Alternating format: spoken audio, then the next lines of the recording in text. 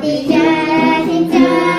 可爱，人间美满又安。太极门气功养成学会台南道馆8月27举办爱在嘉南27馆庆活动，回顾2年来太极门在台南地区所做的公益活动，展现太极门全体公益之心。馆庆即天，现场买来了真侪贵宾前来祝贺，参场是市长王伟特、立委陈廷辉、财团法人商业发展研究院董事长许天才、议员沈振东也拢到场致意。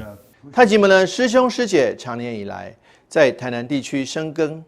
也时常配合台南市政府一起参加许许多多的公益活动，在各行各业都是品性优良的好市民。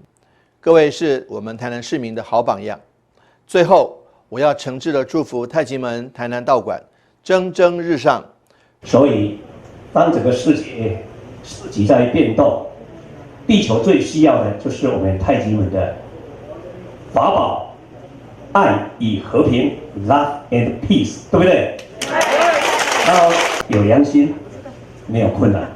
有良心，没有敌人；有良心，永远就有智慧跟力量。要相信这一点。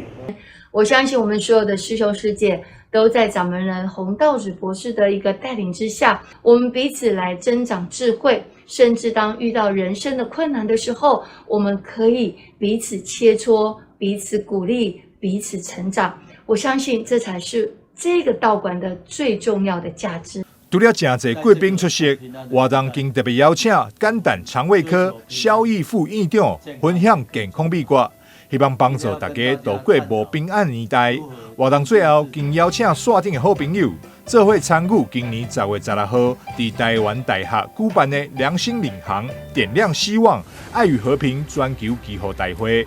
希望结合众人的力量，做伙为台湾甲世界祈福。台南新闻张硕维采访报道。